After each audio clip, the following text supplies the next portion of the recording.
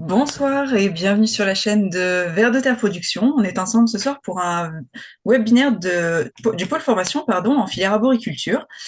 Donc si vous nous rejoignez un peu depuis cet été et nos webinaires hebdomadaires au pôle formation, vous connaissez un peu la musique et puis merci d'être fidèle au poste. Et pour ceux qui nous rejoignent, bienvenue parmi nous. Je vais vous parler rapidement un peu de Vers de Terre avant qu'on débute ce webinaire. Vers de Terre, c'est une chaîne YouTube, mais c'est également, comme je vous le disais, un pôle formation sur lequel on forme donc à l'agroécologie sur la filière du maraîchage, de l'élevage, de l'arboriculture, de la viticulture, en grande culture et en agronomie générale. C'est aussi un pôle de recherche et développement, un pôle accompagnement et enfin un pôle vidéo et com qui nous permet du coup de diffuser nos savoirs et nos techniques en agroécologie. Et brièvement, donc en lien avec le webinaire de ce soir, au pôle formation, hop, je vais vous partager nos écrans. Si vous souhaitez donc suivre un peu ce que nous faisons, voilà. Vous pouvez du coup retrouver toutes les formations de Vers de Terre donc sur la page dans l'onglet formation catalogue. Elles sont triées hop, par filière. Et donc pour ce soir en arboriculture, puisque nous avons Mathias André avec nous, on vous en parlera peut-être un peu plus en détail à la fin. Vous pouvez retrouver donc sa formation qui débutera en janvier, nommée Concevoir et repenser son verger naturel diversifié. Oh, pardon pour le rechargement. Juste ici. Voilà, avec donc tous les détails du programme et liens d'inscription. Et donc, ce qui me permet de faire le lien avec la thématique de ce soir, on va parler donc d'un guide technique sur les vergers maraîchers, sur lequel donc Mathias, notre formateur en arboriculture, a travaillé en partenariat avec Aude, donc ma collègue d'MSV Normandie, et que je vais laisser du coup tous deux se présenter. Ok. Eh bien, donc, moi, c'est Aude Rive. Je suis animatrice de l'association Maraîchage Sol Vivant maintenant depuis presque 3 ans. Et j'anime notamment un GI2E, donc c'est un groupement d'intérêt économique et environnemental, qui a pour titre la place de l'arbre au sein des systèmes De vers de maraîchers. terre avant qu'on débute ce webinaire. Donc, on y voit plusieurs sous-thématiques. On y voit la gestion et la valorisation de la haie bocagère, mais aussi la conception de vergers naturels diversifiés, ainsi que des façons de repenser les vergers existants. Et une autre partie sur la mise en place d'agrumes et de vignes de table en Normandie. Voilà, et donc je vais laisser Mathias se présenter. Bonjour, donc moi c'est Mathias André, l'arboriculteur. Voilà, moi je suis arboriculteur depuis 94. Donc tout d'abord salarié et puis j'ai créé mon entreprise en 2010. Et depuis 2010, donc je propose de la formation, du conseil, de l'accompagnement de projet aux porteurs de projets intéressés par le verger naturel. On pourrait dire également verger agro-écologique ou verger agro-forestier. Donc l'accompagnement consiste à la conception, hein, donc l'accompagnement va de la conception du verger jusqu'à son entretien. Euh, euh, voilà, et en général ça dure plusieurs années. Oui, l'arbre, c'est un temps long. C'est du temps long. Ok, et ben du coup, je vais vous partager mon écran. Hop, partager. Voilà. Est-ce que vous voyez bien, Émilie, ça fonctionne? Ouais, super. Ouais, top. Ok. Donc là, on va vous parler donc enfin un peu rapidement du guide de conception des vergers naturels diversifiés qu'on a mis en place donc sur lequel on a travaillé avec Mathias et surtout bah voilà vous expliquer enfin ce guide est très complexe donc est très complet donc on va pas pouvoir tout vous détailler mais on va s'attarder un petit peu sur eh bien les deux grands types de vergers qui existent avec des déclinaisons à chaque fois adaptées au maraîchage. Donc pour vous expliquer un petit peu la genèse de ce projet, tout simplement, donc dans le cadre du GI2E dont je vous parlais, on s'est vite rendu compte que toutes les fermes qui sont présentes dans le GI2E avaient très envie de diversifier les paniers avec comment dire, de l'arboriculture, donc avec des fruits, mais qui ne savait pas toujours voilà, comment faire. Donc ce GI2E, lui, il est constitué par environ 14 fermes qui sont la plupart situées dans la Manche. Voilà. Donc vous avez vu toutes les personnes un peu qui constituaient ces GI2E.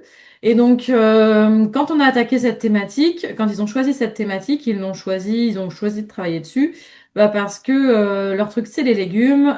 Ils sont plutôt calés en légumes, mais finalement l'arbo, bah voilà, ils avaient beaucoup d'aspiration, envie de bien faire, mais sans avoir le temps forcément de se plonger dedans. Donc chacun a commencé à planter de son côté et puis en fait on a commencé à faire des formations et on s'est rendu compte bah, qu'il y avait eu des erreurs de conception de fait. Et que bah, pour y pallier et puis pour éviter aux autres maraîchers qui sont en dehors du GIE2E de faire les mêmes erreurs, il fallait qu'on crée un document pour les guider dans cette conception ou alors aussi pour les guider, donc comme je disais, dans la reconception de vergers parce que souvent ils ont des vieux vergers cidricoles qui sont en place, ils savent pas trop comment les valoriser comment les tailler, enfin voilà, quoi faire sur ces vieux vergers. Donc on a aussi pensé toute une partie de ce guide bah, pour ces vieux vergers-là, et puis répondre à toutes les problématiques aussi de vergers peut-être plus jeunes qui ont déjà été plantés. Donc on n'est plus dans de la conception, on est plutôt dans repenser son verger. Voilà, donc il y a toute une partie là-dessus.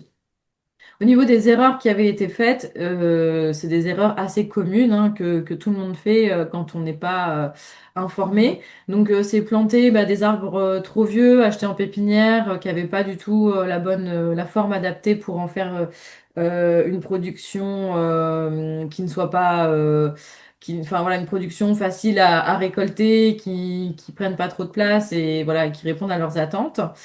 Souvent, il n'y a pas de gestion de l'enherbement, donc ce qui peut être un peu problématique pour des arbres à faible enracinement. Des arbres aussi qui vont être bah, plantés trop serrés aussi. Ça, c'est des cas qu'on a pu voir où après on est obligé d'en couper un sur deux.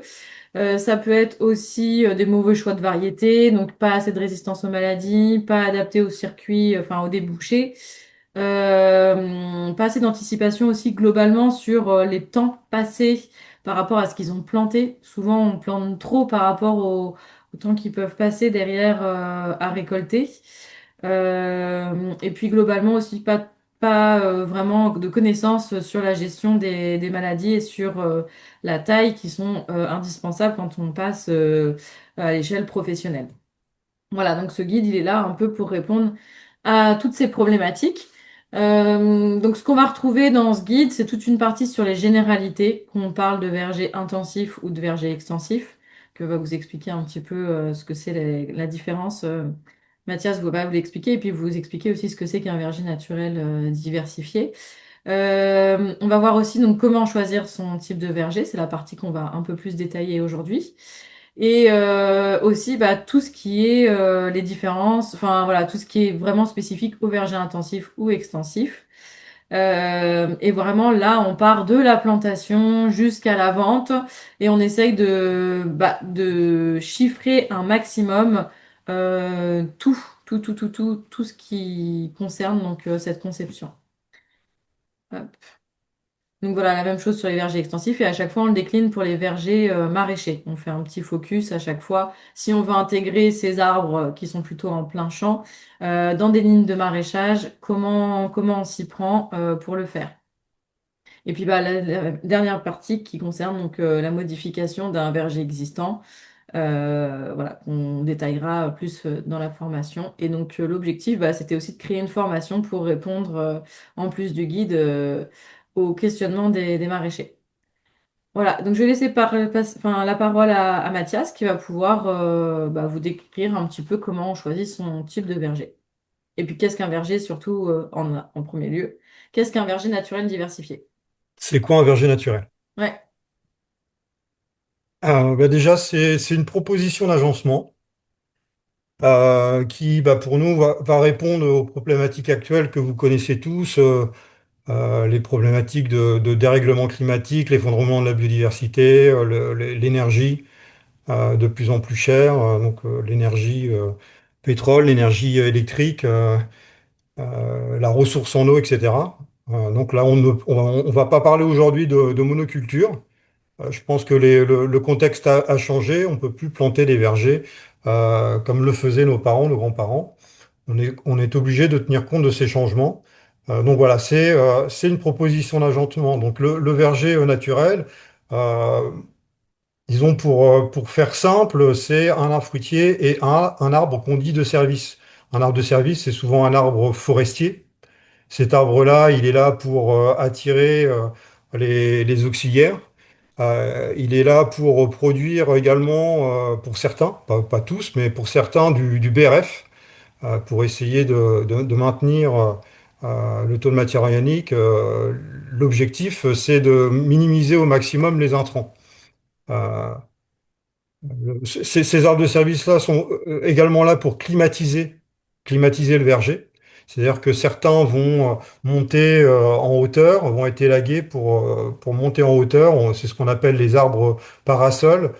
Ces arbres-là vont atténuer l'évapotranspiration du système, entre autres, et vont également abriter les arbres proches des gelées tardives, des gelées printanières tardives qui sont très dommageables pour les fruitiers. Donc voilà un peu le principe. Mais ils sont là également pour, on va dire, compartimenter. Donc là, on n'est pas en monoculture. En général, on met pas plus de quatre cinq arbres d'une même essence, les uns après les autres. Et ces arbres-là sont aussi là pour compartimenter les maladies, notamment cryptogamiques. Mm. Donc le sport de tavelure, de chancre, etc., va avoir du mal à se disséminer dans le système. Ouais. Et du coup, le côté naturel aussi est diversifié. C'est parce que naturel, bah, parce qu'on va essayer d'observer un maximum ce qui se passe avant d'intervenir. Quand on intervient, c'est avec des traitements naturels. On va vraiment limiter la chimie, voire ne pas du tout, enfin voilà, ne pas en mettre. On est souvent sur des vergers quand même qui sont bio. Et puis le côté diversifié aussi, c'est parce que, bah voilà, comme son nom l'indique, on n'est plus sur de la monoculture, on va intégrer beaucoup d'essences différentes. Si je peux éclaircir un peu le Voilà. type aussi. Donc le premier choix, au niveau des soins, c'est plutôt les infusions, c'est plutôt les pulvérisations d'infusions, de décoctions, de micro-organismes. Mais le verger aussi peut être conduit de façon bio, classique, bien évidemment. Ouais. Pas de souci, on va rattraper si économiquement il y a un souci. On ne peut pas. Voilà, il y a une limite parfois avec les plantes. On peut intervenir avec des produits bio classiques. Et on essaye voilà, de favoriser un maximum la biodiversité fonctionnelle dans ce type de verger. Mais l'agencement fait que ça fonctionne bien. En tout cas pour le moment, les vergers naturels sont encore jeunes. Les premiers ont 7-8 ans. Il y a des dizaines de vergers naturels de plantés en France. Donc on commence maintenant à avoir un retour de tous ces vergers. Et voilà, c'est ce on expose dans le guide, d'où les chiffres. Voilà. Et donc du coup, bah, Mathias, tu vas pouvoir parler donc comment on choisit son type de verger intensif ou extensif et on va vous les décrire du coup voilà, il va vous les décrire pour vous expliquer un petit peu ce que c'est. Moi, peut-être que je vais décrire juste la première image qu'on voit. Et puis Mathias, après, tu vas pouvoir reprendre le relais. Mais c'est juste pour vous dire que voilà à quoi ça pourrait ressembler un verger intensif. Et on le verra après de façon schématique. Là, il faudrait que ce soit palissé parce que dans un verger intensif, la plupart du temps, on met des arbres à faible enracinement racinaire et enfin voilà, faible enracinement. Et donc, on palisse. Mais là, sur cette image, vous avez donc un arbre, des petits fruits et encore un arbre. Et puis, on pourrait même rajouter une liane là-dessus. Et je laisse la parole du coup à Mathias. Mais t'as tout dit, hein, Aude. Non, j'ai pas tout dit, il reste plein de trucs.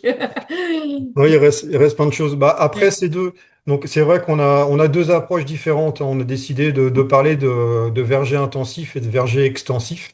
Et puis vous allez voir après, adapté au maraîchage, donc verger maraîcher intensif, verger maraîcher extensif. C'est deux approches différentes, mais dans une même ferme, vous pouvez avoir les deux systèmes. oui. Hein, c'est tout à fait.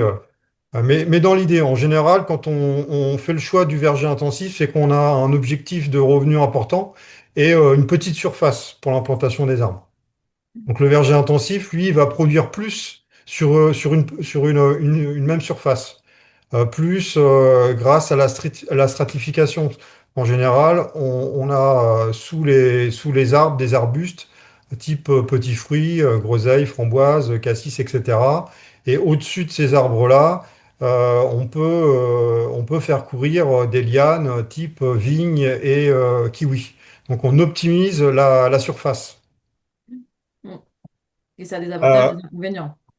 Et évidemment, donc là, voilà, ça c'est le gros avantage, c'est qu'on produit beaucoup sur une petite surface, mais les inconvénients, c'est que ça demande beaucoup plus de soins, beaucoup plus de taille. Il faut être rigoureux. Voilà, il n'est pas question de louper une saison de taille, ça fonctionne pas.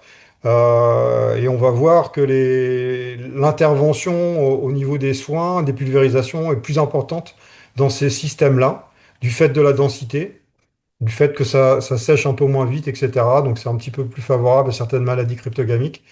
Donc il faut vraiment être pointu au niveau des traitements et de la taille. Mm. Ça demande plus de technicité. Là, donc, on a des inconvénients. L'investissement est plus important parce que souvent ce verger-là est tutoré. Donc il faut investir dans des piquets de qualité.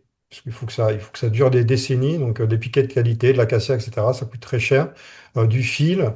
Euh, Mm. Donc ça fait partie des inconvénients. Euh, Mais c'est rentabilisé derrière parce que vous avez une rentabilité quand le verger est en production qui est plus élevé aussi. Et puis un confort de travail aussi parce que le travail est plus localisé. Et puis bah, le fait d'avoir des choses très très denses, vous avez un microclimat qui s'installe et une biodiversité qui s'installe aussi plus facilement avec des échanges et des déplacements de la macrofaune et de la microfaune ou des oiseaux même qui est augmentée du fait que bah, il y a une continuité dans les lignes aussi. oui. Donc ça, c'est quand même, faut bien citer les Ouais. avantages du Oui, système. oui, il y a quand même, oui, oui, il y a quand même des gros avantages. C'est sûr que le temps de travail, comme- il Il est est très plus important. localisé, on gagne du temps. Mm. L'organisation, bon, c'est pas forcément une ligne, ça peut être un cercle, une courbe, euh, Ouais. comme le verger extensif, d'ailleurs. Ouais. Bah, là, par exemple, c'est le verger de Saint-François que Mathias a accompagné. Donc, c'est 4 hectares. Le maraîchage est au milieu des lignes. Mais voilà, pour vous donner une idée de ce que c'est un verger intensif. Alors là, c'était le tout début et du coup, on n'a pas de vue aérienne actuelle. Mais effectivement, on voit les palissages et il faut imaginer ce qu'on va voir juste après. Donc ici que il y a à chaque fois un arbre, des petits fruits, une liane. Ça peut être une vigne, ça peut être un kiwi, ça peut être voilà tout ce qui est plutôt sous forme de liane. Et puis bah, Mathias, si tu veux parler un petit peu de l'agencement, comment on pense les choses, je te laisse décrire. Oui, bah pour revenir au verger Saint-François, effectivement, maintenant, tout produit. Hein. Il y a production de petits fruits, de vignes, d'abricots, de pêches, de prunes, de poires, de pommes en abondance, je dirais, maintenant. Le verger a 5 ans, 6 ans. Enfin, en abondance, disons que non, c'est pas, on n'est pas encore en pleine production, mais enfin, toutes les arbres fruitiers produisent. Sous Ouais. ces arbres fruitiers, Christophe et François ont décidé de planter aussi également des aromatiques. Et il y a plein d'essais de faits d'ailleurs. Et on les voit un petit peu. On les voit un petit peu sur la photo Photo. Mm. en bas à droite. Pour revenir à l'agencement classique, on va dire que c'est assez simple, hein. Je vous ai dit tout à l'heure, un arbre fruitier, un arbre de service. Simplement, les arbres de service sont plus denses, sont plantés plus serrés, deux fois plus serrés que les arbres fruitiers, ce qui fait que cette place, enfin la place que vont prendre ces arbres, c'est environ un tiers de la surface. Donc ces séquences, on peut parler de séquences, ces séquences de services sont réparties régulièrement dans le verger, ce qui évite de déplacer la matière. Parce qu'il faut comprendre que l'hiver, quand on vient tailler les arbres fruitiers, on vient également trogner certains arbres de service, ce qui permet d'apporter des tonnes de BRF. Donc, enfin, encore une fois, on parle de verger mature, hein. Mm. Euh, c'est pas la première année, évidemment. Mais quand le verger est adulte, on produit plusieurs tonnes de BRF et ça nous évite de déplacer la matière. Les branches de BRF sont mélangées avec les branches d'arbres fruitiers et puis en fin de saison, de taille, un tracteur passe avec un broyeur traîné et c'est broyé sur place. Donc l'entretien est relativement simple. Mm. Donc vous allez voir, hein, sur les tableaux qu'on verra tout à l'heure, les temps de trogne sont comptabilisés, hein. Ça augmente effectivement un peu le temps de taille du verger. Ouais. Mais ça Et sera là, de plus en plus cohérent puisque l'intrant est de plus en plus cher, même le compost, hein, d'ailleurs, hein. mm. Là, ce qu'on a voulu vous représenter un petit peu sur l'image, donc c'est ces différentes séquences. Donc, on peut voir au début qu'on a plutôt des séquences de 4 pommiers, puis une séquence de 4 poiriers, et ensuite une séquence d'arbres de service. Tout ce qui est pommier, poirier, donc c'est plutôt implanté tous les 4 mètres. Donc là, on était parti sur un exemple de verger avec de la moyenne vigueur, des arbres de moyenne vigueur. Et ensuite, on peut voir que les arbres de service, comme disait Mathias, eux, ils sont vraiment rapprochés tous les 2 mètres et ils seront conduits soit en arbre parasol, soit en trogne. Et tout ce qu'on va couper, que ce soit l'entretien de la taille des arbres et ceux des arbres enfin, les arbres fruitiers ou les arbres de service, ce sera remis au milieu. Et si on regarde la deuxième rangée, eh bien, en face des pommiers, on n'a pas des pommiers, on a plutôt des poiriers. Et ensuite, on va avoir cette séquence d'arbres de service et ensuite les pommiers. Donc là, on vous a fait que sur 2 variétés, mais on pourrait répliquer ça avec toutes les variétés. Et donc, ce qui est important de comprendre, c'est qu'à chaque fois, on met tout au milieu, tout sera broyé en même temps, et vu que les arbres de service sont à chaque fois en quinconce, et ben, ils alimentent d'un côté ou de l'autre les lignes d'arbres fruitiers. Voilà, Et le feuillage est un vrai rideau pour encore une fois, pour les maladies cryptogamiques. exactement. Et même d'ailleurs pour la propagation des ravageurs, puisque le puceron noir du cerisier n'ira pas sur le pommier. C'est pas, le pommier, il est sensible au puceron également, mais c'est plutôt le puceron cendré. Donc là, Ça casse. on va limiter. Ça casse la propagation des maladies et des ravageurs. Après, les ravageurs, ils peuvent toujours quand même voler, mais Oui, les maladies, elles se déplacent plutôt avec l'effet du vent. Et il faut imaginer que si le vent il dépose des spores de champignons d'un pommier sur un poirier, et bah du coup, et qu'en face, du coup, il retrouve pas la même variété, enfin la même essence, et bah, il va être quand même vachement ralenti. et puis dans ces lignes de service, on a quand même du sureau, du noisetier, c'est des gros réservoirs d'auxiliaires, hein. C'est-à-dire que le sureau, au mois de mars, il est rempli de coccinelles, hein. Enfin, il est rempli de pucerons et également des coccinelles et des cirfes, etc. Donc là, l'auxiliaire, il est présent avant l'apparition des pucerons sur les fruitiers. Ouais. Donc ça, en général, ça se passe quand même plutôt bien. Mm. L'agroécologie, c'est aussi passionnant que compliqué. Notre mission à Vers de Terre Production, c'est de transmettre un maximum de savoir technique gratuitement sur YouTube, mais aussi grâce à des formations 100% finançables Vivea pour aller plus loin. Rendez-vous en commentaire pour en savoir plus. Là, on a voulu vous présenter un petit peu bah, qu'est-ce qu'on mettait dans ce verger intensif et les quelques chiffres. Enfin, il y a beaucoup de chiffres, d'ailleurs, c'est pas quelques. Il y en a quand même quelques-uns, mais voilà.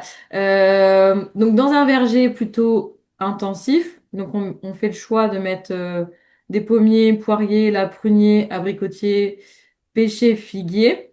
Ça, c'est ce qu'on pourrait retrouver en verger extensif qu'on va vous présenter après. Donc, tout ce qui est en noir, c'est plutôt ce qu'on pourrait retrouver dans un verger extensif. Mais on a aussi tout ce qui est petits fruits qu'on va rajouter. Si tu veux commenter un peu les chiffres, Mathias? Bah, ça, c'est un travail indispensable à faire lors de la conception du verger. Bah, pour éviter toutes les erreurs que tu as citées là tout à l'heure, Aude. Bien sûr. Bah là, on va mesurer le temps de récolte, on va mesurer le temps de taille. Est-ce que c'est possible en plus de notre maraîchage ou en plus de notre atelier élevage, etc. Ça peut être couplé avec d'autres ateliers. Là, au moins, on sait de quoi on parle. Bon, après, le chiffre d'affaires, c'est quand tout va bien, ce qui n'arrive quasiment jamais. Il y a toujours quelque chose, il y a toujours de la graille, il y a toujours du gel, etc. Mais comme le verger est très diversifié, les floraisons sont également très étalées dans le temps, et il y a toujours une récolte. Donc en général, moi, quand je conçois un verger, quand on me demande 50 000 euros, je plante 100 000. Oui, on plante le double à chaque Je fois. double, je double à chaque fois, et puis voilà, et on est proche, de la réalité en calculant de cette façon-là. Mais bon, il faut quand même des chiffres. Ces chiffres-là sont donnés à titre indicatif. On est sur des prix détail. Mm. Donc là, 3,50 le kilo de pommes, c'est un prix bio au détail. Donc il faut calculer si votre objectif, vous, c'est de vendre en magasin spécialisé, c'est pas ce tableau-là. Mais voilà, c'est vraiment indispensable de faire cet exercice-là. On a compté un temps de travail à 20 euros. Il faut compter le temps. Mm.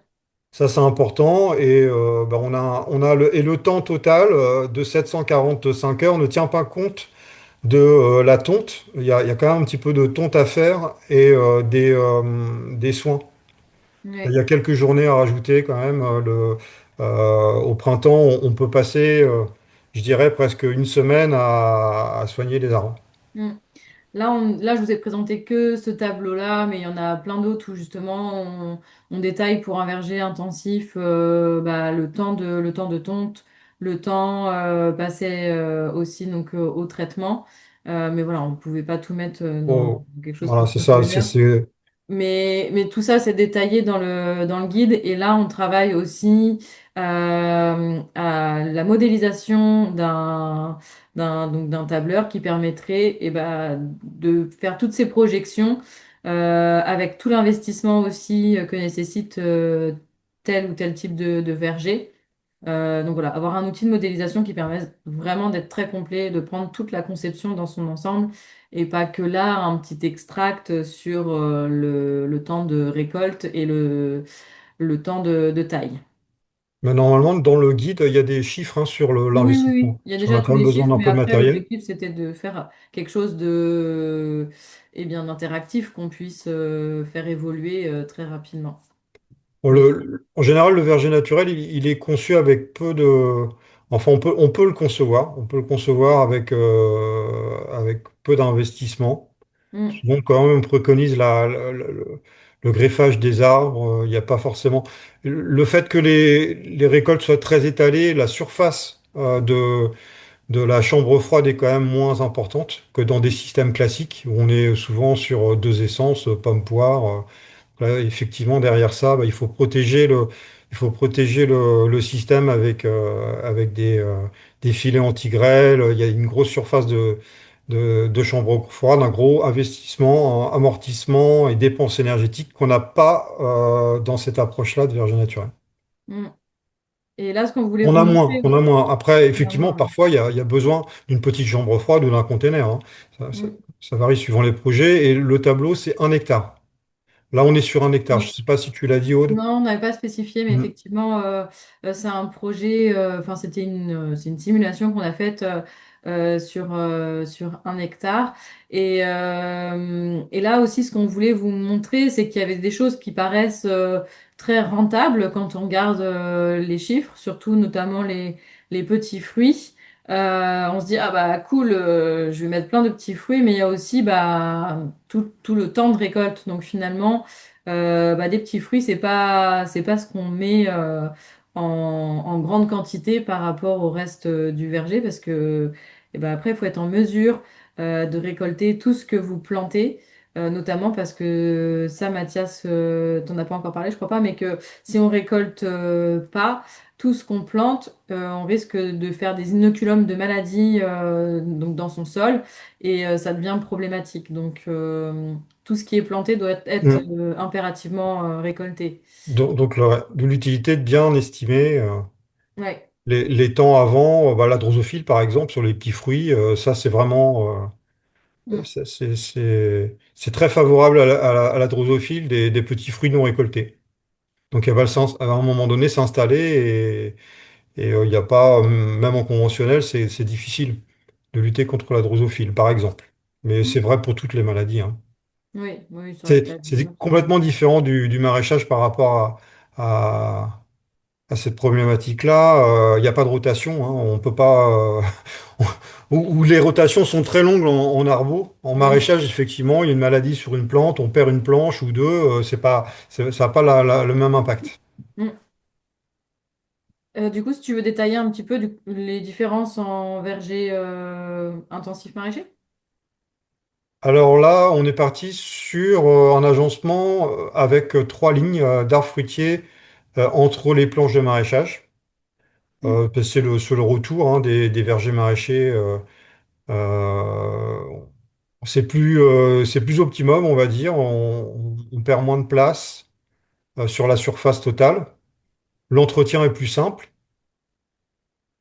Ouais. On a tous les bénéfices des arbres, donc les microclimats, la haie brise-vent, hein, on va briser le vent pour le maraîchage, la biodiversité, la gestion des excès d'eau, etc. Enfin, toutes les avantages des systèmes agroforestiers. Mm.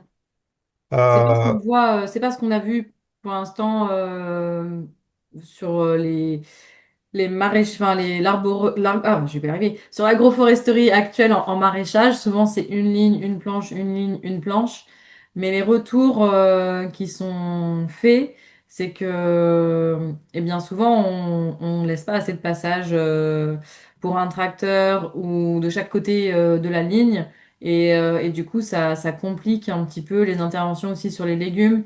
Et justement, il y a aussi plus de concurrence racinaire. Alors que si on le fait en bloc et que on laisse bien de la place suffisamment, donc là, on a 4 mètres entre la planche maraîchère et la ligne d'arbre, ça nous laisse de quoi passer. Et en plus, bah, les racines sur des arbres qui sont de faible, enfin faible ou moyenne vigueur, bah, elles vont pas aller concurrencer les planches maraîchères. Si c'est bien, voilà, il faut penser à ces...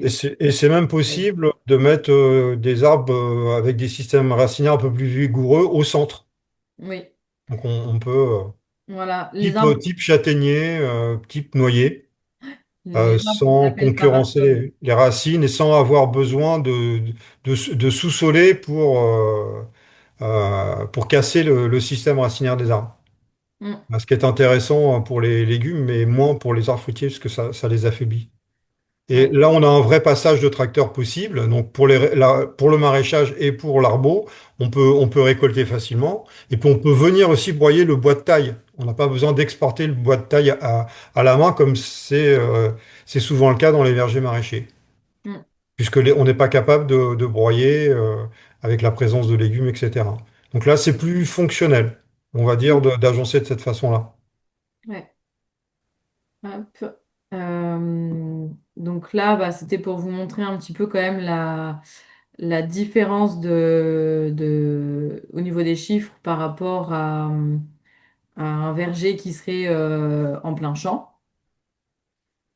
Donc, Mathias, si tu veux commenter un peu au niveau des noyers notamment qu'on a dû plutôt retirer à cause de la juglone, par exemple. Oui, voilà, c'est ça. Oui, c'est pas. C'est vrai que tout ne pousse pas au pied d'un noyer. On n'a pas suffisamment de retour. Il y a des choses qui poussent, hein. La judelone, elle stérilise pas le sol, hein. Elle fait en sorte que certaines plantes ne peuvent pas pousser, enfin difficilement sous un noyer, mais on n'a pas suffisamment de retour et voilà, on peut pas prendre le risque de planter des noyers dans un verger maraîcher proche des légumes, au risque Mm. d'avoir une forte baisse de rendement. Enfin, on n'en sait rien, donc voilà. Donc on ne peut pas implanter de noyer. Bah forcément, il y a une baisse de chiffre d'affaires, hein, vu qu'il y a quand même une surface qui est largement compensée par la production de légumes d'ailleurs, hein. Mm. Il y a quand même une baisse de chiffre d'affaires sur la surface. Les temps de taille de récolte sont les mêmes. Le rendement par arbre également. Ça, Mais ça, c'est chouette. Mm. c'est pas un souci. Ok. Donc voilà, oui, ça c'est la gestion du couvert qui est relativement simple. En général, le verger intensif, le pied des arbres est couvert bah, par du paillage au démarrage, les premières années. Et une fois qu'il y a suffisamment d'ombre, on vient implanter du lierre. Souvent, c'est le lierre, parce ce qui est le couvre-sol, on va dire, naturel, sous nos latitudes, en lisière de bois, lisière de forêt, observer le pied des arbres. Souvent, c'est le lierre qui couvre le sol. Simplement, nous, on va le limiter au tronc. On va pas pour l'arbre, hein, l'arbre il serait pas gêné par le lierre sur ses branches, mais plutôt nous pour faciliter les interventions de taille, de récolte, etc. On va le limiter au tronc, donc il va climatiser le tronc. Je pourrais faire l'éloge du lierre, j'en aurais pour une bonne heure. Aude, ça la fait rigoler parce qu'à chaque fois que je pars dans des... Mais enfin, j'adore cette plante. Bah, c'est un gros réservoir d'auxiliaire. Il climatise l'arbre. Enfin voilà, il nourrit les oiseaux, il nourrit les abeilles, etc., etc. Donc c'est magnifique. On pourrait trouver d'autres, hein. Il y a d'autres types de sols, types de couvre-sol. La petite pervenche, ça fonctionne bien. Le géranium, macrorhizome également, etc. Et puis Christophe et François ont essayé plein de couvre-sol, mais enfin le lierre c'est quand même le plus performant. Et on peut planter d'ailleurs dans le lierre des aromatiques ou de la rhubarbe ou des voilà, etc. C'est un vrai paillage. Mm. Donc voilà, c'est comment on gère le 1, le rang. Mm. Il y a la zone 1. Et la zone 2, elle est fauchée. Elle est fauchée quand même régulièrement, euh, déjà pour faciliter le passage dans le verger, pour faciliter aussi la prédation du campagnol. Parce qu'on a remarqué que quand on laissait le couvert montait trop près des arbres. Déjà, on avait une concurrence avec les branches basses, et on avait moins de développement des branches basses, ce qui est embêtant. On préfère quand même cueillir au sol que cueillir à l'échelle. Donc, on aime bien justement que les branches basses soient fortes pour avoir plus de récoltes à cueillir du sol. Et puis la prédation des campagnols, hein, l'inconvénient du paillage, hein, enfin, vous le savez sûrement, c'est le campagnol.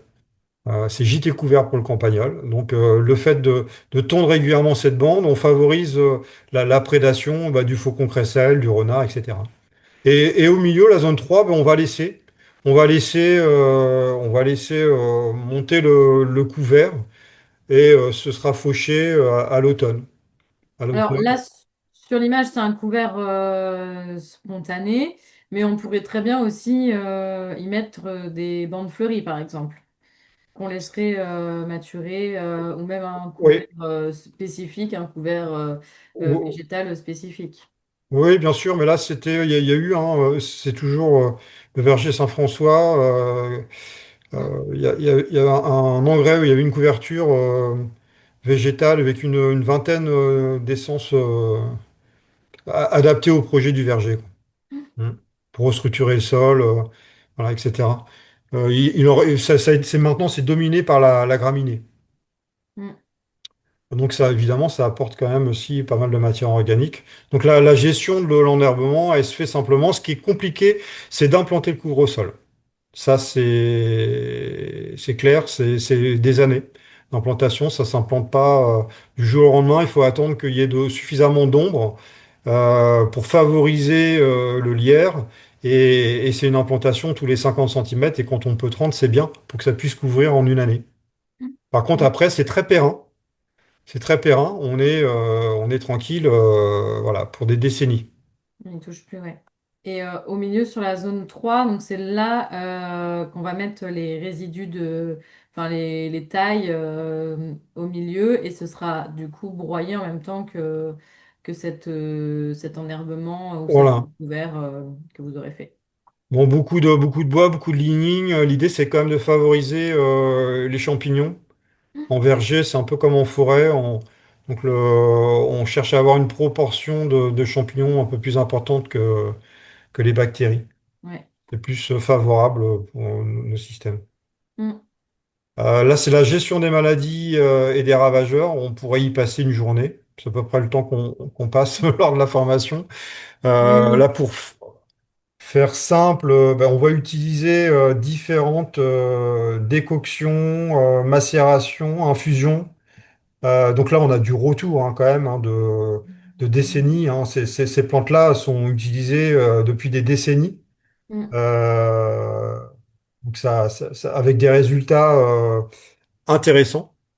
Et en plus de ça, on va utiliser également des micro-organismes. Là, c'est via du thé de compost oxygéné. Mais ça peut également être des EM achetés, enfin des micro-organismes efficaces achetés dans le commerce, etc. Mais l'idée, c'est, on va travailler beaucoup sur le microbiote du feuillage. On va favoriser un microbiote diversifié pour éviter que le pathogène puisse se développer sur le feuillage. C'est un peu ça l'idée. L'infusion reine des prés, c'est l'acide salicylique que contient l'infusion reine des prés qui nous intéresse. C'est l'acide salicylique, c'est une phytohormone qui va stimuler le système immunitaire de la plante. L'acide salicylique, c'est l'aspirine. Voilà. Donc ça fonctionne très bien.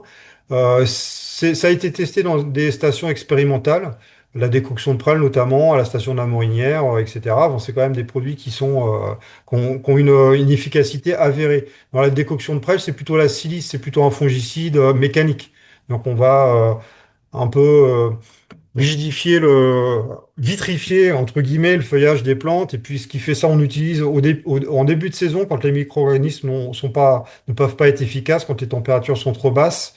Et puis on a des bons résultats avec la décoction de prêle. Par contre, c'est toutes les semaines. En gros, pendant la période à risque, c'est-à-dire mi-mars, mi-juin, c'est encore une fois, si on veut des fruits de table, évidemment, donc avec zéro défaut ou pas loin, enfin peu de défauts, c'est quasiment une intervention par semaine. Il faut le savoir, c'est contraignant. C'est contraignant, puis en plus, c'est des produits souvent vivants. Je dirais que c'est plus compliqué qu'un protocole de traitement bioclassique, où là, on n'utilise que des produits inertes, du soufre, du cuivre. Là, effectivement, il faut faire attention à la qualité de l'eau, il faut faire attention au redox, au pH, etc. Donc c'est assez compliqué mais efficace. Et ce qui est intéressant, c'est que vous pouvez fabriquer tous ces produits-là.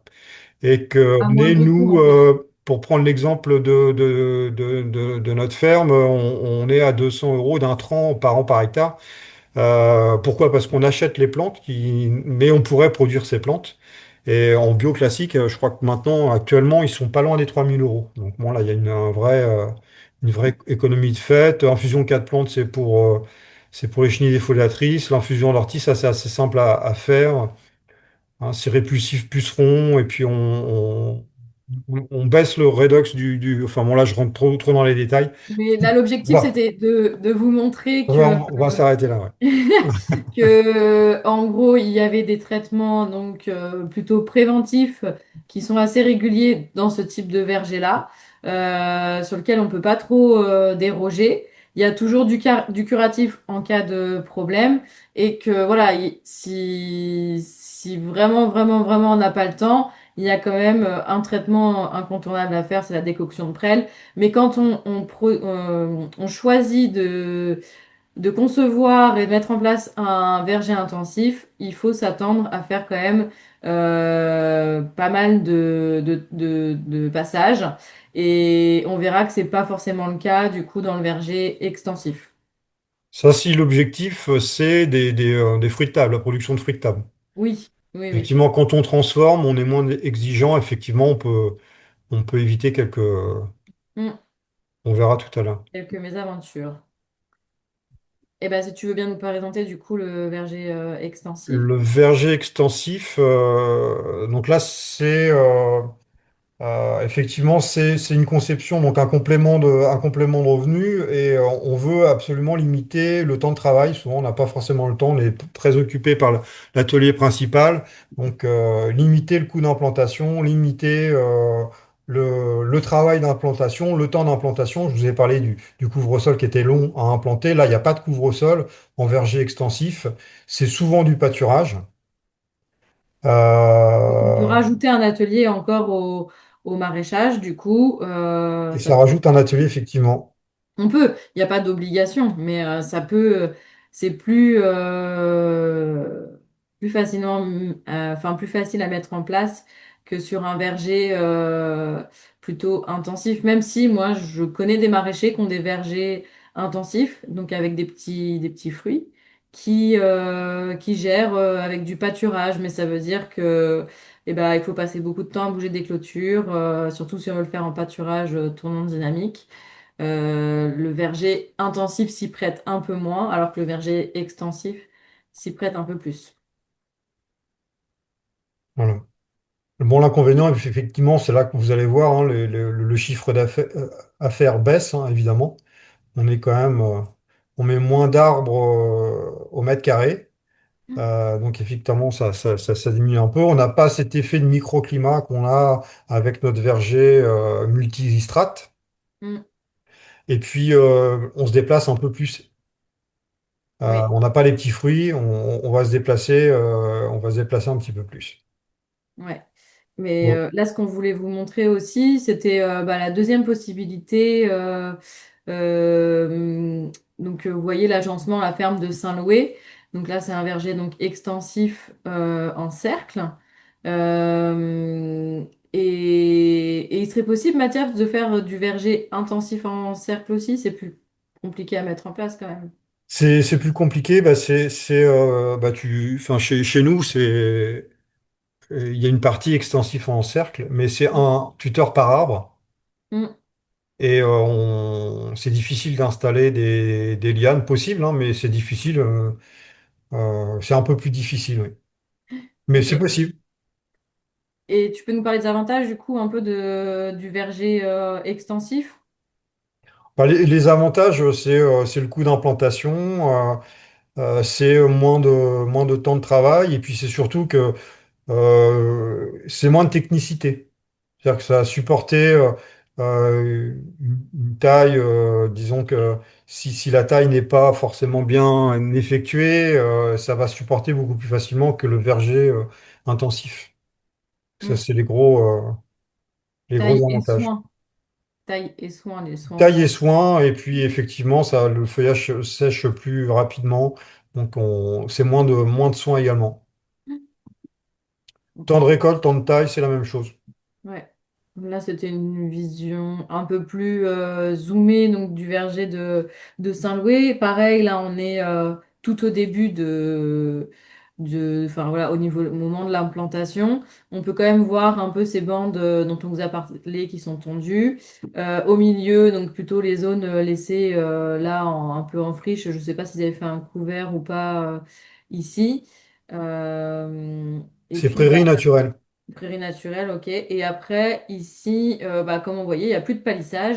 Et donc, il y a plutôt un piquet par arbre. Là, les piquets, on les voit pas, ils sont dans Et le... un paillage, un cercle de 60 centimètres au pied de chaque arbre qu'il faut renouveler pendant 4 ans, voire 5 ans. Mm, Avant le passage des animaux ou avant. Après, ça peut être mécanisé. On peut mécaniser la tonte. Si on ne désire pas forcément avoir d'animaux, cet atelier-là en plus, on peut tondre sous les arbres et entre les arbres. Ah, C'est mince, je vais trop possible. vite. Voilà, si tu veux C'est détailler. possible. Après, dans le guide, tout ça, c'est chiffré, en fait, le temps d'implantation du paillage, la quantité de paille, etc. Le Mm, coût par arbre, du manchon, de l'échalas, etc. ouais. Là, c'est un peu le même, on Quel- revient un peu sur les mêmes principes au niveau des alternances. Donc, toujours alterner pour pouvoir remettre les arbres de service au milieu et que ça desserve de chaque côté. Mais c'est un schéma de principe, hein. C'est-à-dire qu'on pourra avoir deux pommiers, deux poiriers et quatre arbres de Mm. service, hein. Oui, oui. Voilà, c'est de. Et puis là, effectivement, on avait mis un verger naturel en haute tige avec noyer, arbre de service, ou pommier, arbre de service en forte vigueur. Donc avec un espacement beaucoup plus important là cette fois-là. Mm. Et le noyer, là, c'est possible puisqu'il n'est pas, voilà, il est pas au cœur du maraîchage. Ouais. Là, c'est pour vous montrer un petit peu les différences de chiffres avec l'intensif qu'on a vu tout à l'heure, qui était de mémoire à Bah, 92 on fait quasiment 2 fois moins de chiffres sur une même surface. On est toujours sur une sur même un surface, hectare. ouais, Mm, quasiment, hein. mm, mm. Et là, il y a une petite erreur au niveau du temps de taille, voilà. Euh, Pourquoi le temps de taille, il y a une erreur? le total, c'est pas 55. Ah oui, c'est 150, Ah, on si, va si, si, corriger. peut-être. Ah, non, Ah non, non, si, si, là, c'est ça. 55, si, Ouais. si.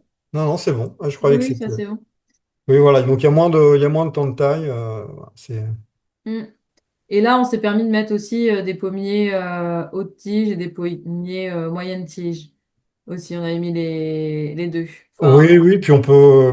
C'est des fruits qu'on ramasse au sol pour faire du jus. Donc, ça peut être de ouais. la haute tige. Et là, ce qui varie aussi beaucoup, bah, c'est qu'on a retiré tout ce qui était en rouge aussi tout à l'heure. Donc, c'est tous les petits fruits. Les petits fruits, c'est quand même un chiffre d'affaires important. Et là, du fait qu'on n'ait plus les petits fruits, ça change aussi pas mal les choses. Oui, mais le temps aussi, hein. Là, il y a quand même Oui, moins d'intervention dans ce verger-là, hein. ouais, bien sûr. On y passe moins de temps. Ouais, on peut pas tout avoir, hein. Ce serait magique. C'est ça.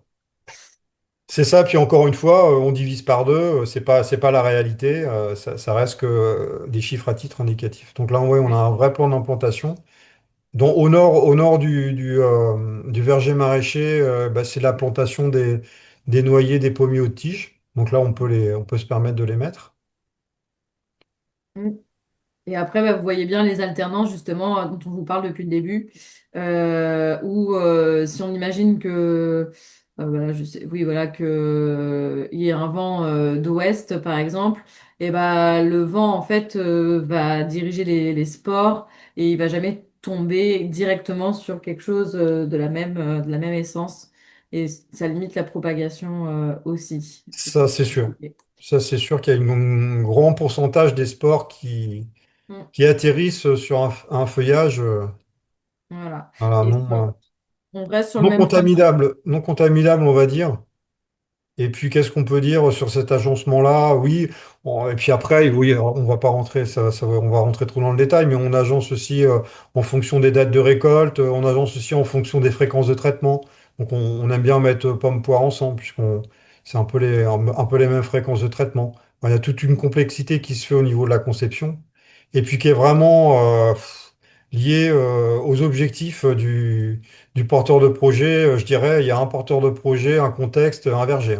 Il n'y a pas un Mm. verger qui se... Voilà. Enfin, le principe est le même, mais au niveau du choix des essences des variétés, tout ça, ou des animaux, Mm. il y a énormément de possibilités, hein. On peut Ouais. pâturer le verger avec des poules, des oies, des cochons, des moutons. Il y a toutes sortes de possibilités, on va dire. Mm. Là, peut-être ce qu'on peut dire aussi dans l'implantation, c'est que pareil, enfin, il y a quelque chose. Donc, vous avez tout ce qui est. On parle pas là du choix des variétés, mais il faut bien sûr des variétés qui soient bah, déjà adaptées à votre commercialisation. Donc, limiter un peu l'effet catalogue où on a envie de mettre plein de variétés et au final, les consommateurs, ils vont en apprécier que quelques-unes. Et dans le choix des variétés, notamment quand c'est avec du maraîchage à côté, ou en tout cas qu'on veut en faire un atelier complémentaire, il faut bien penser, que ce soit pour un verger intensif ou extensif, à bien mettre des variétés bah, qui ne vont pas arriver pendant votre pleine saison de maraîchage. Donc nous, quand on a fait la conception des différents vergers, au niveau variétal, bah, on a enlevé tout ce qui arrive de mars à, aller à presque octobre, début octobre, parce que bah, c'est une saison compliquée, parce que voilà, il y a tout le temps est monopolisé par l'activité de maraîchage. Enfin, ça, Et, ça peut être un choix. Moi, j'ai des porteurs de projets en maraîchage qui veulent avoir des fruits pour accompagner les légumes toute la saison. ouais, mais quand Donc, ils sont deux, quand ils sont deux, peut-être plus facilement que voilà, quand ils sont tout oui, seuls. c'est pour ça, ça peut varier suivant les projets, mais même de toute Ouais, façon, là, il faut rester simple. Il faut rester mm, sur deux, trois variétés de chaque essence, sinon c'est ouais, un vrai casse-tête. Mais c'est vrai, mais souvent le choix, oui, il est fait comme tu dis. Non, on n'est pas pendant le rush du maraîchage, pas de cueillette de fruits. Et là, on est plutôt sur des variétés tardives. Ouais. On a les fruits à coque, on a les figuiers, on a les pommes, les poires. Mm. Et On a dans plein la de- conception de ce plan aussi, ce qu'il faut avoir en tête, c'est qu'on s'est dit que à l'entrée des lignes, c'était toutes les variétés qui allaient arriver en premier à fruits. Comme ça, on sait que sans avoir besoin de faire le tour de tout le verger, si c'est pas mûr devant, bah derrière, ce sera encore moins mûr. Donc, il n'y a pas besoin forcément d'y aller. Bon, même si il est préconisé quand même de rentrer très régulièrement, faire un tour du verger, ne serait-ce que pour Oui, pas d'attaque mais de bah, pucerons. ça évite des kilomètres, c'est sûr, hein. C'est Ouais. sûr. Puis en général, près du maraîchage, le premier rang, bah, c'est la première rangée à récolter. Et puis on sait. On avance comme ça dans les rangées au fil du temps, donc on n'a pas besoin Ouais. de faire tout le verger, Mm. pour chercher la maturité des fruits. Et puis là, forcément, on baisse encore en chiffre d'affaires, ce qui est normal, mais ce qui est compensé par le maraîchage largement. Donc ça Ouais. reste complètement cohérent au niveau économique. Ouais. Et qu'est-ce qu'on peut dire? Ouais, Bah, la gestion de l'interrang, du coup, qui est pas la même. donc là, c'est à la ferme. Nous, on gère avec l'entre-rang, mais les rangs sont très espacés, puisque c'est aussi une parcelle de production de foin et de pâturage pour les chevaux. Mm. Les équidés sur la ferme et ils entretiennent le verger. Mais on pourrait, comme tu l'as dit, très bien mettre des poules, des poulets, des oies, des moutons, enfin, tout ce plus c'est petit, entre guillemets, plus c'est facile aussi à gérer et plus on peut mettre des variétés à faible vigueur parce que bah voilà, une poule, elle va aller moins facilement picorer dans les arbres, quoique il y en a certaines qui peuvent grimper aussi. Bah, ouais, il faut favoriser le pâturage tournant. On a moins de dégâts, ça c'est sûr, sur les arbres. Bon, Mm, c'est bien, hein, le pâturage tournant, l'herbe pousse plus, c'est plus intéressant. Il y a une meilleure pousse de l'herbe. Et puis là, dans notre système, il y a certains vergers qui seront. Enfin, le pied des arbres sera. Parce que là, forcément, les chevaux n'ont pas accès aux arbres. On- Ils sont contenus dans c'est des enclos électrifiés, hein, évidemment. mm, Mais le pied des arbres va être entretenu par des kounis-kounis. C'est une rage de cochons qui se mm, contentent d'herbe. Voilà, qui n'ont pas forcément besoin d'autre chose. mm. Des cochons D'accord. végétariens, on va dire. Bon, pour Ouais. l'instant, on les a pas encore mis puisqu'ils ont tendance à se frotter. On a fait des essais, mais ils ont tendance à se frotter sur les arbres, mais ça va pas tarder. Normalement, là, je pense que l'année prochaine, on va pouvoir les mettre. Les troncs vont être suffisamment gros et ils vont tourner au pied des arbres, Il y a comme des les bons chevaux. retours d'expérience aussi avec les oies vu qu'elles pâturent. Ça peut être un. Elles vont pas aller abîmer les arbres et elles vont manger l'herbe au pied des arbres. Et elles touchent pas trop aux fruits non plus. Non, non plus, non. Ça, on a un vrai retour d'expérience du pâturage dans les vergers avec différents types d'animaux. Je dirais que c'est quand même assez calé. Mm, Les oies, c'est très intéressant. Et puis, dans certains systèmes, il y a les oies, les poules, les cochons. Ça peut marcher aussi. Voilà. Et il d'accord. n'y a pas forcément de revenus. Quand on n'a pas l'âme de l'éleveur, on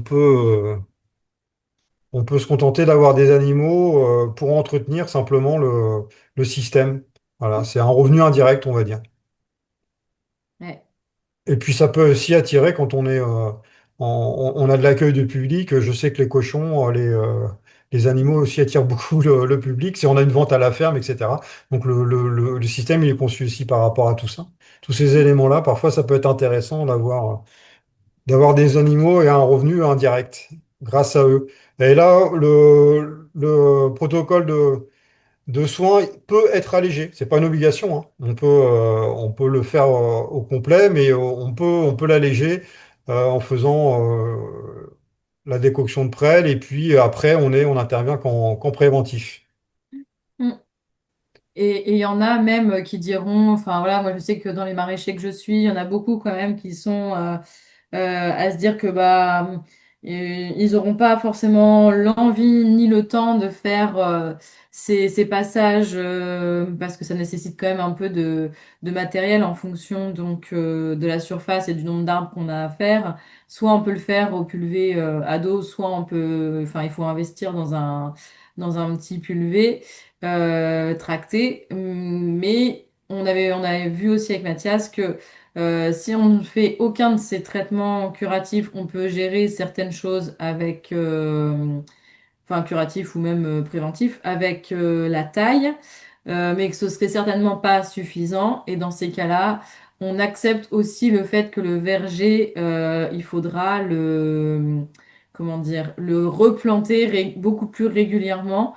Parce que quand des arbres seront malades, bah forcément la production va baisser, la qualité du fruit sera moins bonne. Et dans ces cas-là, on va les replanter, enfin on va couper l'arbre, voilà, tout simplement. Et on va le replanter avec une autre variété parce qu'on peut pas mettre par exemple pommier sur pommier, et les maladies seraient les mêmes, donc on aurait le même problème très rapidement. Mais on va replanter avec autre chose et faire des rotations beaucoup plus courtes que ce que un verger classique serait, enfin voilà, ce qu'on serait amené à faire dans un verger entretenu plus classiquement. Mais ça fonctionne, il y a quelques vergers Mm. naturels sans traitement. Donc c'est que Ouais. des mesures prophylactiques, c'est la biodiversité fonctionnelle, la taille pour évacuer les pousses oïdiers, le chancre. Et puis parfois, quand on a le temps, on va poser une bande cartonnée sur les troncs pour piéger le carpeau descendant sur le tronc. Voilà, il y a quelques, voire des badigeons l'hiver, parce qu'on a un peu plus de temps l'hiver. Donc Mm. pour atténuer les maladies, mais il y a pas de passage hebdomadaire au printemps. Dans certains systèmes, c'est pas possible. Mm. Et ça fonctionne, on a des exemples où ça fonctionne, mais dans ces cas-là, c'est plutôt la moitié en pomme de table et l'autre en tronçon. Donc il faut derrière avoir un prestataire pour transformer ou avoir son labo de transformation, si on veut valoriser un peu le fruit. Encore une fois, c'est des choix. Mm. Voilà, c'est des choix. Il faut être conscient des impacts que ça a, tout simplement. Ouais.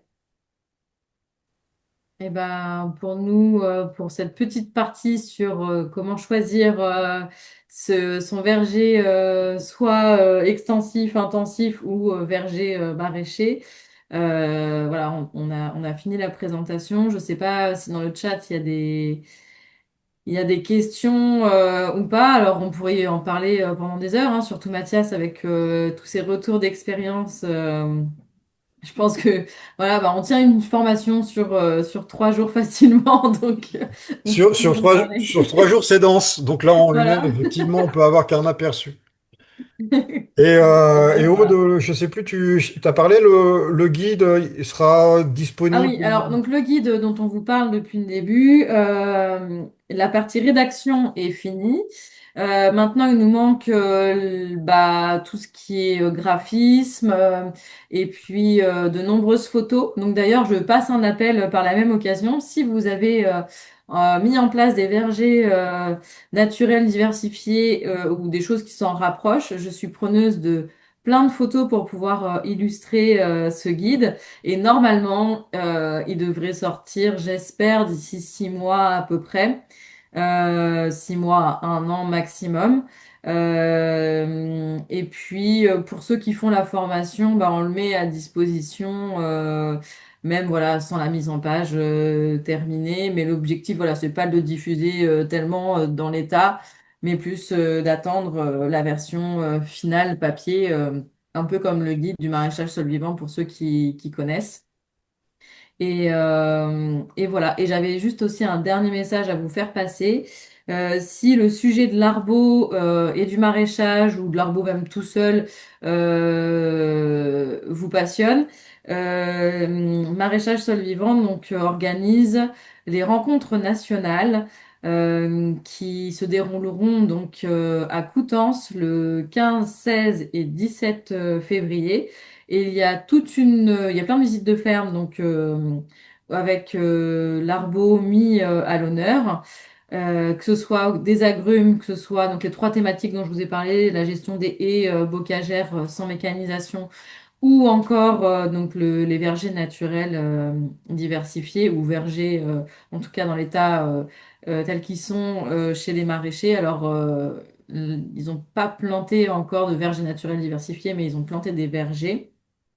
Voilà. Et puis donc toute la journée donc le dimanche 15, c'est que des visites de ferme. Une visite le matin, une visite l'après-midi. Et le 16, toute la journée est dédiée au thème du verger et donc production fruitière. Et toute la journée du 17 à la haie bocagère. Donc le programme est déjà disponible. Je pourrais vous le mettre. On peut le mettre dans le chat ou pas, Émilie?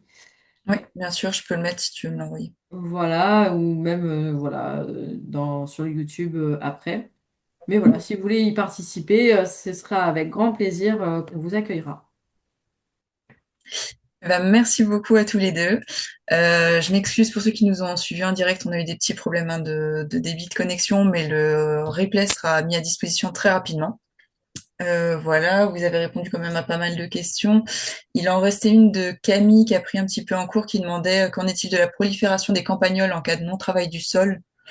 Est-ce que Mathias, tu aurais des éléments de réponse là-dessus? Mais on le régule avec la tonte du bord de rang, on le régule avec de la laine de mouton sous le paillage. Et si ça suffit pas, les chats. Oui. Voilà, mais en général, c'est suffisant. Mais voilà. Et les chats, vont résoudre le problème dans tous les cas. Et la Hein, c'est biodiversité aussi, notamment là, il faut imaginer par exemple sur ces grands poteaux là une buse, enfin ou une chouette effraie ou ainsi de suite peut facilement aussi utiliser ou les grands arbres des haies aux alentours des parcelles peut facilement s'y mettre et effectivement sur la zone tondue qu'on voit là à l'image au pied des arbres, bah, les campagnols sont beaucoup plus visibles par les rapaces et donc ça facilite aussi. Mais les chats c'est pas, sont pas c'est mal. pas, on n'a pas cette problématique-là en fait en verger naturel, ça se régule. Il y a pas de, c'est pas un problème en fait. Mm. J'ai, pourtant, parfois, on implante, enfin, dans notre cas, on a implanté le verger. Je pensais que ça allait vraiment être un souci avec une forte population de campagnols. Et puis non, on a eu plus de problèmes avec le lièvre. Mais le campagnol, bon, après, il y a effectivement deux chats qui travaillent. Et puis la laine de mouton qui est mise régulièrement sous le paillage.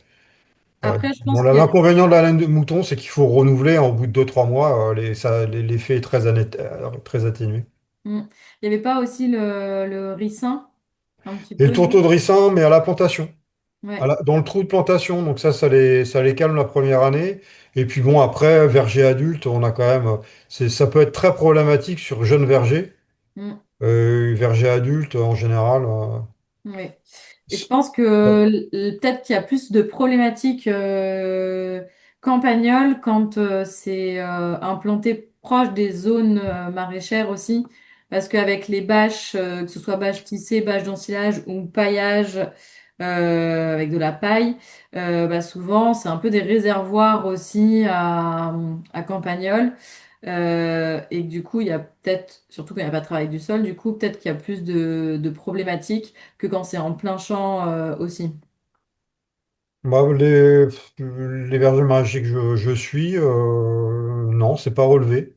D'accord, parce que nous, c'est quand même en verger, enfin voilà, en maraîchage sol vivant, la problématique campagnole, elle est quand même très très présente, comme la problématique limace, parce que bah ça fait des super super abris, ils ont Ah bah c'est gîte sûr, couvert, ils sont un peu intouchables, quoi. c'est gîte couvert. Voilà. Donc c'est bien pour les auxiliaires. Hein, mais effectivement, là, le campagnol, il est. Mm. Ouais, non, mais je comprends, ouais, ça peut être les chats. Enfin, en tout cas, au niveau du verger, les chats, c'est vraiment la solution quand il y a une forte population. Hein. Mm. Ok. Ok, et ben merci beaucoup. Je vérifie quand même que j'ai pas oublié une question. Hop. Et les chats prélèvent plus de campagnols que d'oiseaux. Hein. C'est vrai que il y a quand même un petit inconvénient. Mais enfin, en tout cas, nous, à la ferme, on les voit plus souvent avec un campagnol qu'un oiseau. Très peu d'ailleurs, c'est très rare, très très rare. Parce Ok. que on peut avoir cette réflexion-là, j'anticipe. Ok. Après, s'il y avait d'autres questions, enfin, tu pourras me les transmettre à moi et Oui, oui, Mathias. oui. Et, Mais on du fera- coup, oui, n'hésitez pas hein, à les mettre dans le chat. Dès que la vidéo sera donc disponible à nouveau avec le replay, donc cette fois-ci Mm. de bonne qualité, je reviendrai y faire un tour pour transmettre vos questions. Voilà. Vous avez dans le chat épinglé le lien vers la formation de Mathias Concevoir et repenser son verger naturel diversifié, qui est organisée également donc avec MSV Normandie et qui va démarrer en janvier 2026. Hop, j'ai pas les si, voilà les dates. Donc des classes virtuelles qui démarrent au 12 janvier, donc les lundis 12. 19, 26 janvier, puis 2 février, et enfin clôture de la formation en présentiel donc au Bosque du Teil, donc l'une des fermes qui a été présentée par Mathias et Aude là, pendant la présentation, et donc clôture en date du mercredi 11 et jeudi 12 février. Oui. Et d'ailleurs, je rajouterais aussi que suite à ces 2 journées de formation, donc prise en charge par Vivea, il y a aussi une journée de formation qui suit, donc tu m'as dit 12 Le non, 13, 12 13 donc le 13 13, oui. sur le même site. Donc on fait une journée entière dédiée à la greffe, donc une partie théorique et une partie pratique. Voilà. voilà, donc n'hésitez pas si ça vous intéresse, hein, dans le chat, le lien vers le programme de formation pour toute la partie verger, et vous aurez ensuite les coordonnées de Aude qui sont également donc sur la page catalogue de la formation si vous souhaitez poursuivre avec la formation greffe. Voilà. Donc Et je avec le remettrai dans la description du coup le programme des rencontres MSV Normandie si ça vous intéresse. Là, je vais dans le chat tout de suite. Je sais Et pas ben si on a accès voilà, au même donc je chat que moi. récupérerai, hop, suite, voilà, ok. Et puis ben, je pense qu'on a fait le tour. Ouais. Ben, merci beaucoup à vous deux. Merci. Bonne soirée à tous. Au revoir. Bonne soirée. bonne soirée.